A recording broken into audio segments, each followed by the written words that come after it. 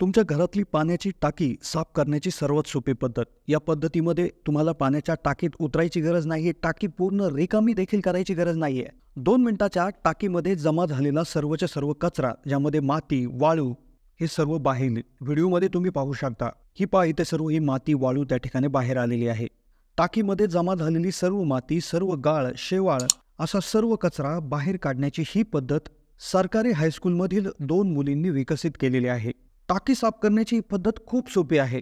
ज्याला टाकीत उतरावे लागत नाही, पाण्याची टंचाई असल्यामुळे पूर्ण टाकीही रिकामी करायची गरज नाही आणि झटपट 2 मिनिटाच्या टाकीच्या पाण्यामधील सर्व घाण, कचरा, गाळ सर्वच्या सर्व बाहेर येतोय.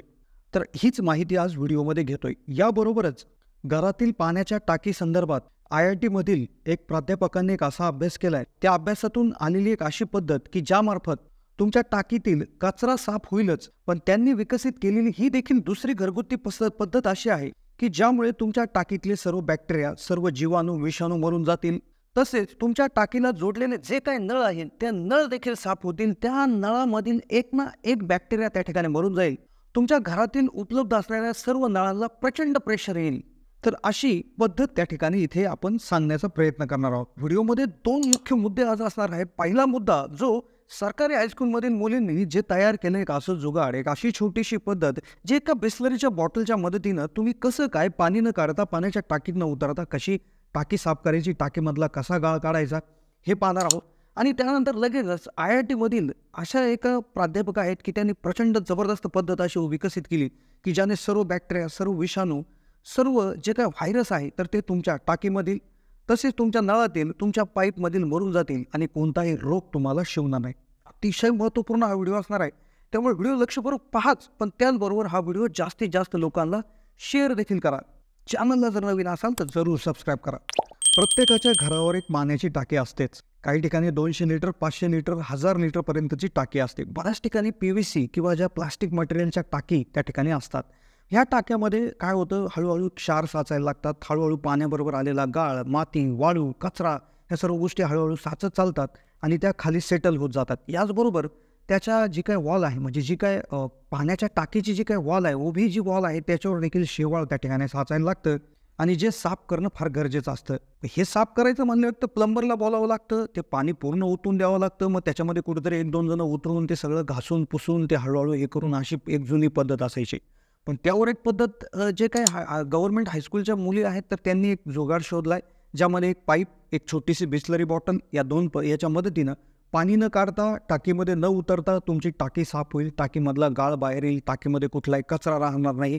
अगदी सोपं जुगाड, एक छोटंसं संशोधन या मुलींनी केलंय. पूर्ण त्या ठिकाणी देशभरातून त्यांच्यावर कौतुकाचा वर्षाव होतो. डिटेल आपण समजून घेणारच आहोत, जे करून तुम्ही डायरेक्ट तुमच्या घरी वापरू शकता.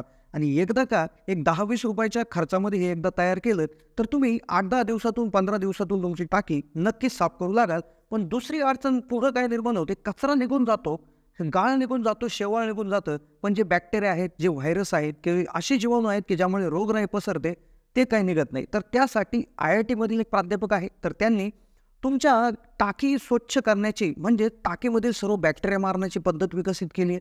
तुमची पूर्ण पाईपलाईन, म्हणजे तुमच्या टाकीमधनं किचनमध्ये येणारा पाईप, टाकीमधनं बाथरूममध्ये येणारा पाईप, टाकीमध्ये पिण्याच्या पाण्यासाठी येणारा पाईप, तो कसा स्वच्छ होईल, तुमच्या नळाचा कसा प्रेशर वाढेल, तर याची देखील पद्धत विकसित केली आहे. पूर्ण नॉलेज तुम्हाला मिळणार आहे. पाण्याच्या संदर्भात A to Z गोष्टी समजणार आहे. तर पहिली पद्धत जी त्या मुलींनी विकसित केली ते पाहूयात आणि त्यानंतर रोगराई झिरो करणारा दुसरा जबरदस्त क्रांतिकारी उपाय आपण पाहणार आहोत.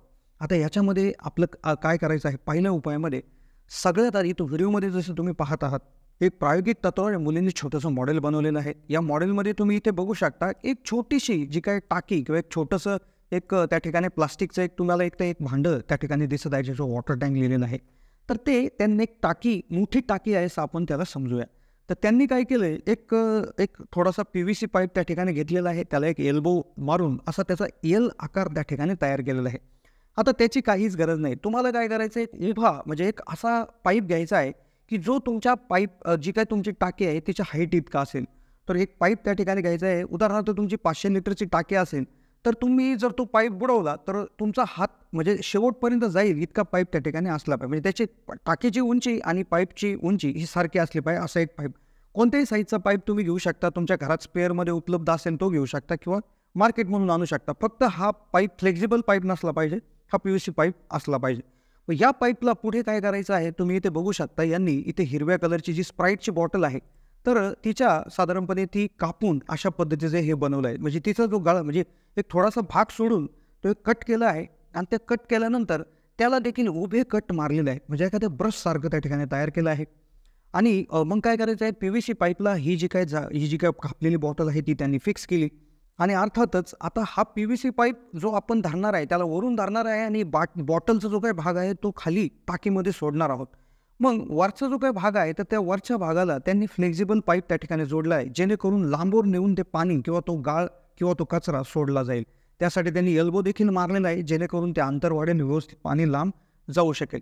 मग आता काय करायचं आहे, आता हा पाईप डायरेक्टच्या डायरेक्ट टाकून आपण दुसऱ्या साईडने तोंडाला जर ओढलं तर गाळ यायला सुरुवात होते.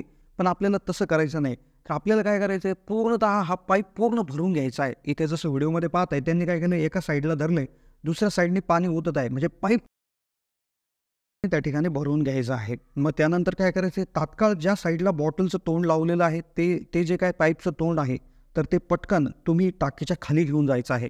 ते घेऊन गेल्यानंतर असं तुमच्या लक्षात येईल की पूर्ण पाईपमधून त्या ठिकाणी पाणी यायला सुरुवात होत आहे, जमिनीवर त्या ठिकाणी पाणी येत आहे. तर ते खाली नेल्यानंतर सगळ्यात आधी तुम्ही काय करायचं आहे, खाली त्या ठिकाणी ते तोंड जे आहे ते घासायचं आहे. ते घासल्याने काय होईल, तिथला गाळ जो आहे तो निघून पाण्यात मिक्स होईल आणि ते पाणी हळूहळू त्या ठिकाणी इथे खाली यायला सुरुवात होईल. प्रचंड वेगाने त्या ठिकाणी ही घाण त्या ठिकाणी साफ होते. हळूहळू घासत राहायचं आहे. जितकी जास्त वेळ तुम्ही हे ठेवणार तितकं जास्त वेळ खालचा गाळ येणार. आणि यामध्ये लक्षात घेण्यासारखं आहे, जेवढा खालचा एरिया आहे तिथलंच पाणी येईल, वरचं पाणी त्या ठिकाणी शिल्लक राहील. आता कचरा साफ झाला आहे, पण जीवाणूंचं काय? असे जीवाणू की ज्यांनी रोग तयार होतो त्यांचं काय? टाकी साफ झाली, पुढल्या पाईपलाईनचं काय? तर त्यासाठी IIT रुडकी इथून PhD केलेले एक अग्रवाल म्हणून एक प्राध्यापक आहेत. तर त्यांनी एक पद्धत बनवली आहे, ज्यामध्ये ब्लिचिंग पावडर आणि हायड्रोजन पेरॉक्साईडच्या मदतीनं टाकीची सफाई केली जाते, ज्यामध्ये जीवाणू देखील संपवता येतात. आता याच्यात काय करायचं आहे, हायड्रोजन पेरॉक्साईडची छोटीशी बाटली 20-30 ml ची 50 ग्रॅम ब्लिचिंग पावडर घ्यायची आहे. टाकी पूर्ण मोकळी करायची आहे. तिच्यामध्ये 3 ते 4 बादल्या पाणी टाकायचं आहे. म्हणजे 20 ते 25 लिटर पाणी टाकून त्यामध्ये 50 ग्रॅम ब्लिचिंग पावडर आणि हायड्रोजन पेरॉक्साईडची बाटली हे सर्व एखाद्या काठीच्या आधाराने हलवून घ्यायचं आहे. आणि त्यानंतर 5 मिनिटं थांबून एक जे काही सगळं जोडलेले नळ आहेत तर ते नळ सगळे एकदा चालू करून तात्काळ बंद करायचे आहे. याने काय होईल की टाकीमधून त्या पाईपने म्हणजे पाणी येऊन जाईल कॉकपर्यंत. म्हणजे ती जे काही पाईप असेल ती पाईपलाईन पूर्ण भरून जाईल. रात्रभर असंच ठेवायचं नाही आहे. कुठलाही नळ त्या ठिकाणी चालू करायचा नाही. पाईपलाईनमध्ये पाणी हे रात्रभर राहिल्यानंतर त्यामध्ये काय होईल की जे काही सर्व जीवाणू असतील किंवा जे शेवाळ असेल किंवा इतर काही जे असे घटक असतील की ज्यांनी रोगराई प्रसरते, सर्व निघून जातील. ब्लॉकेजेस त्या ठिकाणी निघून जातील. अगदी प्रेशर जबरदस्त वाढणार आहे. मग यानंतर काय करायचं आहे की परत टाकीमध्ये पाणी भरून ते सर्व नळातून सोडून द्यायचं आहे. जोपर्यंत जो काही वास आहे म्हणजे ब्लिचिंग पावडरचा आणि हायड्रोजन पेरॉक्साईडचा वास जोपर्यंत जात नाही तोपर्यंत हे पाणी त्या ठिकाणी सोडून द्यायचं आहे. हे 1 महिन्यातून किंवा 2 महिन्यातून एकदा केलं पाहिजे. यानंतर असं लक्षात येईल, सर्व प्रेशर नळांचे जबरदस्त पाहिल्यासारखे होतील, सर्व जीवाणू विषाणू नष्ट होतील, रोगराईचं प्रमाण देखील कमी होत असतं. तर ह्या होत्या पद्धती. कशी वाटली माहिती कमेंटच्या माध्यमातून कळवायला विसरू नका. चॅनलला नवीन असेल तर जरूर सबस्क्राईब करा.